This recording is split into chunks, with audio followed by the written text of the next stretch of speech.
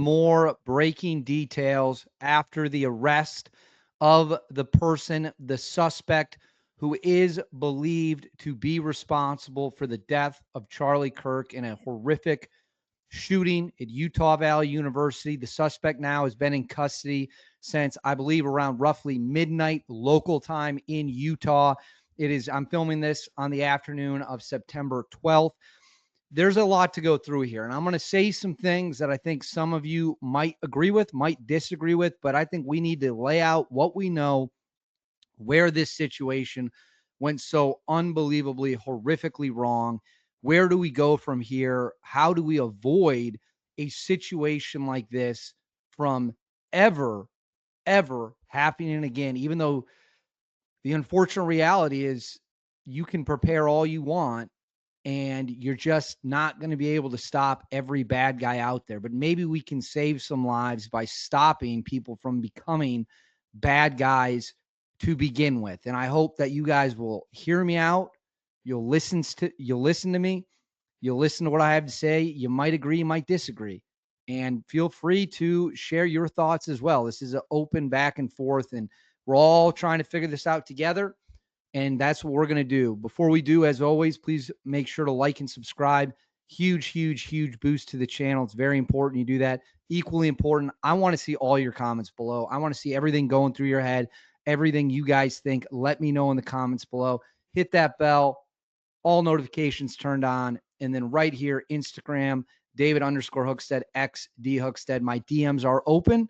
If there's anything you want to share, or if there's just something on your mind, feel free to reach out. I try to respond to as many as I can. I think people would even say in the comments, I do a great job with that, but I will occasionally miss some. It's not personal. I get a lot. I try to respond to them all. And like I said, we're trying to get through a lot. So let's get into it. President Trump early Friday morning announced that they had someone in custody. Then there was a press conference that happened. I'm going to put this on the screen, announcing that Tyler Robinson had been arrested and charged with the murder of Charlie Kirk. What you're looking at right now is one of the mugshots that was released by the authorities. I'm going to put this up.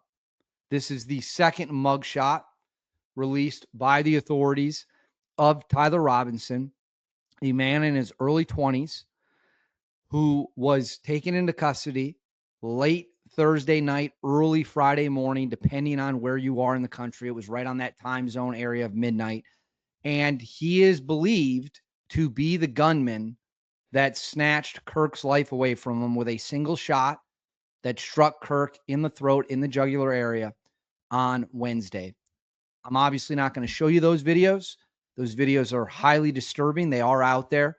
It is chaotic. It is heartbreaking. It is unbelievably graphic. So if you're going to watch the videos, understand that. But what you're seeing on the screen now is a photo of Tyler Robinson, who is believed to be the lone gunman. I'm going to put this up on the screen. This is from the press conference. This is Governor Spencer Cox, and he's going to walk us through what happened.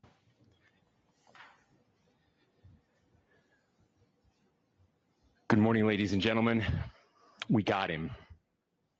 On the evening of September 11th, a family member of Tyler Robinson reached out to a family friend who contacted the Washington County Sheriff's Office with information that Robinson had confessed to them or implied that he had committed the incident. This information was relayed to the Utah County Sheriff's Office and scene investigators at Utah Valley University. This information was also conveyed to the FBI. Investigators reviewed additional video footage from UVU surveillance and identified Robinson arriving on UVU campus in a gray Dodge Challenger at approximately 8:29 a.m. on September 10th, in which he is observed on video in a plain maroon t-shirt, light-colored shorts, a black hat with a white logo, and light-colored shoes. When encountered in person by investigators in Washington County on September 12th, in the early morning hours, Robinson was observed in consistent clothing with those surveillance images. Investigators interviewed a family member of Robinson who stated that Robinson had become more political in recent years. The family member referenced a recent incident in which Robinson came to dinner prior to September 10th, and in the conversation with another family member, Robinson mentioned Charlie Kirk was coming to UVU. They talked about why they didn't like him and the viewpoints that he had. The family member also stated Kirk was full of hate and spreading hate. The family member also confirmed Robinson had a So to be clear, what the governor is talking about right now is the motives, and we're going to get into that here shortly. The motives of Tyler Robinson, the accused killer of Charlie Kirk. He expressed anti-Kirk views, had become more political, and he's going to reveal more details here involving exactly what happened, including what was written on the bullets, allegedly, of course, we're saying allegedly. And it's troubling on a level that I'm struggling to wrap my head around it. And I'll explain why shortly. Investigators identified an individual as the roommate of Robinson. Investigators interviewed that roommate, who stated that his roommate, referring to Robinson, made a joke on Discord. Investigators asked if he would show them the messages on Discord. He opened it and showed several messages to investigators and allowed investigators to take photos of the screen as each message was shown by Robinson's roommate. These photos consisted of various messages, including content of messages between the phone contact named Tyler with an emoji icon and Robinson's roommate's device. The content of these messages included messages affiliated with the contact Tyler, stating a need to retrieve a rifle from a drop point, leaving the rifle in a bush, messages related to visually watching the area where a rifle was left, and a message referring to having left the rifle wrapped in a towel. So here they are discussing, for anyone who might be struggling to follow along, Tyler Robinson allegedly sent messages about where his rifle was located, hidden, what it was wrapped in, and that is what they're alleging matches up with what they know. They're alleging that those messages are a key piece of evidence that Tyler Robinson, as well as his confession to his own family member, his father, who then alerts authorities, these are pieces of evidence they're presenting to make the case that Tyler Robinson is the guy they're looking for. The messages also refer to engraving bullets and a mention of a scope and the rifle being unique. Messages from the contact Tyler also mentioned that he had changed outfits. I know there has been speculation as well as to the writing on those casings, those bullet casings, and I believe we have that as well. And I will share that with you now. So the area north of Campus Drive Road where the suspect crossed over, you saw some of that in the video that we released last night, consists of a grassy area with trees on the edge of the UVU campus. Investigators discovered a bolt-action rifle wrapped in a dark colored towel. The rifle was determined to be a Mauser Model 98 30-06 caliber bolt-action rifle. For those of you who don't know, a 30-06 rifle can pack a punch. That round can be devastating if put on target with accuracy. I know that a lot of you watching this know a lot about guns, so I'm not telling you anything you don't know. 30-06 round is not anything that's playing games. When that thing makes contact with what it's aiming at, it is going to unleash a significant blow, which, again, we've all seen the video. No point in getting into that again. The rifle had a scope mounted on top of it. Investigators noted inscriptions that had been engraved on casings found with the rifle. Inscriptions on a fired casing read, "Notices, bulges, capital OWO, what's this, question mark." Inscriptions on the 3 unfired casings read, "Hey fascist, exclamation point, catch, exclamation point." Up arrow symbol, right arrow, and symbol, and 3 down arrow symbols. A second unfired casing read, "Oh Bella Chow, Bella Chow, Bella Chow, Chow Chow." And a third unfired casing read, "If you read this, you are gay, LMAO." All right, so that's kind of the We details. Now I'm going are to share this indebted to law enforcement right here for you all because the governor. Children in the United States are Hold only on. 20% of the population. Here we go. Let me pull this down real quick. I really got to get YouTube Premium. I apologize. So I'm going to put it back up for y'all. Feel free to make fun of me if you want in the comments, but this is obviously very serious. on camera in all of our hands and in all of our pockets. We are not wired as human beings. So he's going to share a very important message here about how dangerous this can be to someone who is not all there in the head. Your phone, social media, getting on the internet constantly, allowing your brain to be melted. Let's listen to what he had to say. Biologically, historically, we have not evolved in a way that we are capable of processing those types of violent imagery. And by the way, we've seen another one with a gruesome stabbing very recently that went viral. This is not good for us. It is not good to consume. Social media is a cancer on our society right now. And I would encourage, again, I would encourage people to log off, turn off, touch grass, hug a family member, go out and do good in your community.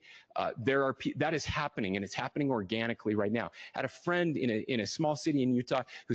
So we'll stop it here. I'm going to put this on the screen. This is more details that we know about Tyler Robinson. This is from Utah State University.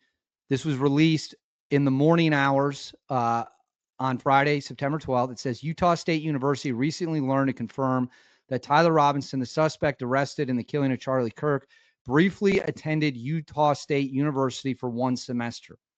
So he was a college student for one semester. Now I'm going to put this on the screen, and I want us all to just take a moment. Give me a second to get it up there.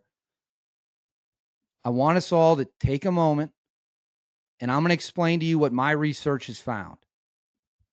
And then we are going to get into what I think is the most shocking part of this. So I'm getting it ready. Still working through StreamYard here.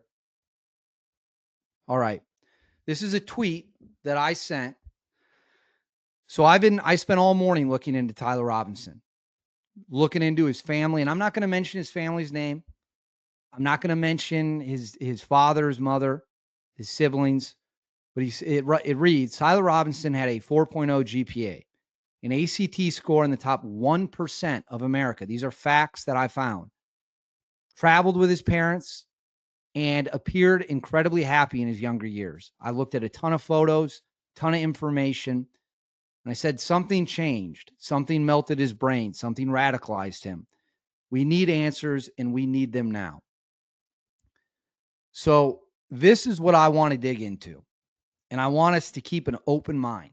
And I want you guys to listen to me, and then you can let me know in the comments whether you agree or not. From what I found this morning in my research, Tyler Robinson came from a very stable, very loving two-parent household in Utah. His parents seem to have done well for themselves, created and provided a loving environment for him. They appear to be very pro-America. They appear to be great American citizens. And there's going to be some people who want to point fingers at his parents. Tyler Robinson was an adult man. What he did as an adult man, he is responsible for. You can't blame the parents when someone has been out of the home for years. The question we need to be asking, and we need to get an answer to, is how did a young man with the world at his fingertips, a perfect student, brought up in a great environment with plenty of support, who gets a scholarship to college because of his grades, and by all accounts, from what you see online in his younger years, is unbelievably happy, living in a very happy home. What drives a young man to then allegedly murder someone in broad daylight with a lone bullet fired from a sniper position in front of 1,000 people? What is the cancer in our society that infects a young man who is, by all accounts, perfectly normal, at 18 when he leaves home, and just a few short years later commits, allegedly, one of the most famous, infamous murders in modern U.S. history. Videos of that murder will be on the internet forever. The images are seared into people's brains. And we have a sickness. And part of the sickness is no doubt tied to this. And part of the sickness is no doubt tied to the fact that people get online and read things and engage in things and lose touch with the outside world. And that's very dangerous. It's incredibly dangerous. And I said this earlier today, and it upset a lot of people, but I stand by it. Say a prayer for his parents. Say a prayer for his other family members. Because his parents, again, by all appearances, went out of their way to give him a stable home, not just a normal childhood, a great childhood, traveling all over the place, had him set up for success in school with a 4.0 GPA and an ACT score in the top 1% of America. That was the environment they built. And then he leaves at some point and leaves the path of having a bright future and descends down a dark hole. And when he leaves that dark hole, it ends with Charlie Kirk being dead. And maybe we're not ready to confront the level of evil that's out there. But people deserve answers. Who was this guy's social circle? Who was he talking to? Did he have friends? What was he doing on the weekends? Was he social? Did he isolate from people? What rabbit holes did he find himself down? And people got very angry when I said pray for his family. It's not his parents' fault. And that's going to be difficult for people to process, but it's true. What you do as a high schooler, yeah, your parents share a lot of responsibility for that because you're living in their home and they're responsible for you. But once you leave and you're an adult, years after you're gone, your parents did everything they could to get you to a place of success, which they did with Tyler Robinson. He had a massive scholarship to Utah State and then leaves and starts down a very dark and troubling path. And it's another reminder, you need to check in on people. You need to check in on your family members. You need to check in on your friends. And you need to make sure that they're okay and they're not drifting to a place where the outcome ends with them shooting and killing somebody. The brain is a crazy thing. And I'm not going to sit here and pretend that I understand how the brain works at its deepest depths. But I know this is a tragedy across many levels. It's a tragedy because Charlie Kirk, a father and a husband, is dead. And he left behind 2 kids and a wife. And his parents are still here with us. It's a tragedy because a man who had the opportunity to do anything he wanted in life chose to commit one of the most horrific acts of evil we've ever seen. And it's easy for people to just say, well, he was evil. I'm telling you, and I'm not going to share the photos of his family. I'm not going to share their information here because we don't need anybody doing anything stupid. Something happened to this guy. Something along the way from him leaving home to September 10th, 2025, when he snatches the life of Charlie Kirk away, something happened to him.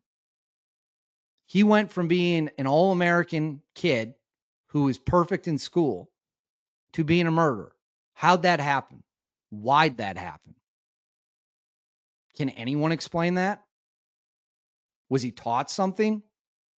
Did he associate with people that melted his brain? There are some dark corners of the internet. And something we've seen time and time again with people who carry out these evil acts, they live in those dark corners of the internet. And I'm not talking about people who like to be on social media, Instagram, X, Reddit, whatever it might be. That's not what I'm talking about. I'm talking about the darkest corners of the internet. Add social isolation on top of that, and you have a recipe for disaster. And we have a sickness in this country. The soul of this country is broken. We have so much hate and anger and just vitriol. And I'll say it, it's coming more from one side than the other. Say whatever you want about politics. When Charlie Kirk was killed, what was the response? You saw prayer groups. You saw people getting together. You saw communities rallying around each other. You didn't see places getting burned down. You didn't see riots. And there's something to be said for that. There is absolutely something to be said for that.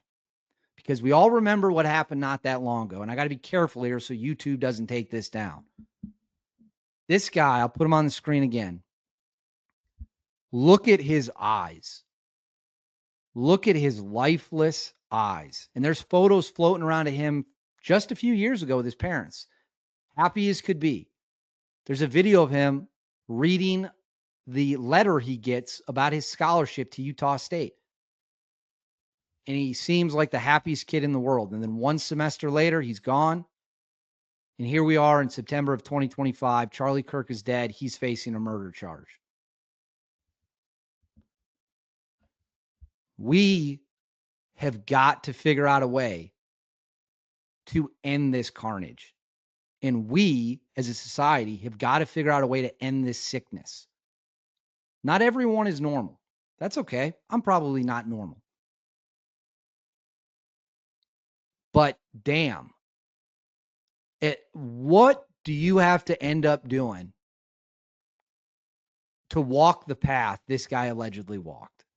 Just so full of hate, piss, and vinegar, he gets a rifle allegedly and kills a guy in broad daylight. And why did he do it? Where did things go wrong? I wish I had the answers for you, but I truly don't. But I know that this country has a sickness, and I know that if we don't get it fixed, we are seeing the beginning, not the end of a problem. And I'll also say this. The local police, from everything I've heard, everything I've seen on TV, did an exceptional job. The people higher up the chain was a clown show. And for some people to go out there and Cash Patel to go out there and be like, this is the result of cops being cops. No, this was the result of his father turning him in. Let's be crystal clear about that. They only caught him because his own father turned him in, had to turn his son in, an all-American man who'd raised an all-American family, living a good life in Utah without any problems, had to turn his son in for allegedly killing somebody. And if you don't understand that there is more pain than just the Kirk family, I don't know what to tell you. His parents just lost their son through actions they could not control. And his son is probably going to face the worst punishment possible. The governor already said he would. And he turned him in, knowing what awaited him. I wish I had the answers. I wish I could sit here and tell you this is how it gets better from here. But I don't. And at the end of the day, we have got to figure out a way to fix this because we have too many people going down radical paths, certainly on one side more than the other. And every one of those people presents a clear and present danger. And if we can figure out a way to stop that before they get radicalized, maybe we can save some lives. So pray for Charlie Kirk's family. Pray for his friends. Pray for the country. Pray for your neighbors. Pray for the people around you. We could all do a better job of looking out for people. And yes, I did say today, pray for this guy's parents. Their lives are shattered and over as well. And the trauma they're going through is every bit as terrible as what a lot of other people are feeling for very different reasons. They'll have to live with this forever. That somehow, some way, their normal son, when he was 18, now in his early 20s, is accused of assassinating someone. It's terrible. It's absolutely terrible. And that's kind of all I have to say about it right now. I wish I had more for you. I wish I had a solution. But we have a sickness and we need to find a cure. And we need to get these people help before they continue down this path of darkness. But I want to know what you guys think. Please let me know in the comments. What do you think about this entire situation? Please make sure to like and subscribe. Hit the bell, all notifications on. And if you want to reach out and tell me your thoughts, Instagram, David_Hookstead, XDHookstead. You can find me there. Send me any thoughts you got. Hug your family this weekend. Keep your family close. Tell your friends how much you love them, because you truly don't know what day will be the last, and you don't want them to be gone without you saying it. They don't want you to be gone without them saying it. Say a prayer for the soul of our country. We need it. I'll see y'all next time.